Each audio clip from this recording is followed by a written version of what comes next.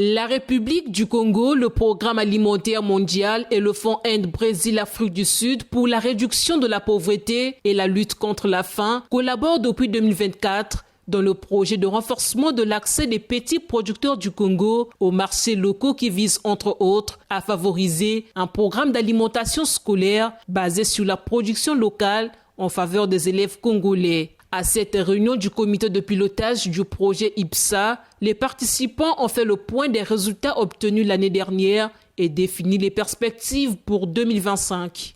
Cette réunion du comité de pilotage est une étape importante.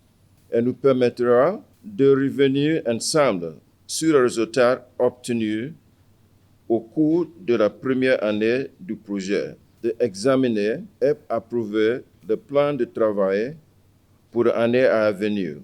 Enfin, de discuter des pursuits et d'engagement de notre collaboration entre le Brésil et la République du Congo, notamment pour soutenir l'alimentation scolaire basée sur les achats locaux.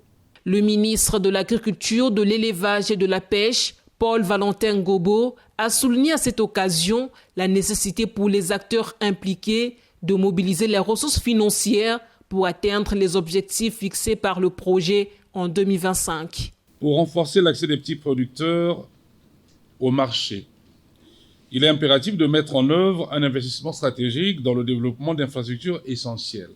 Nous devons prioriser la construction et l'amélioration des pistes agricoles ainsi que la mise en place d'installations de stockage et de conservation adaptées. Ces actions sont indispensables pour réduire les pertes post-récolte, pour améliorer la qualité des produits et accroître la compétitivité de nos agriculteurs sur les marchés locaux et régionaux.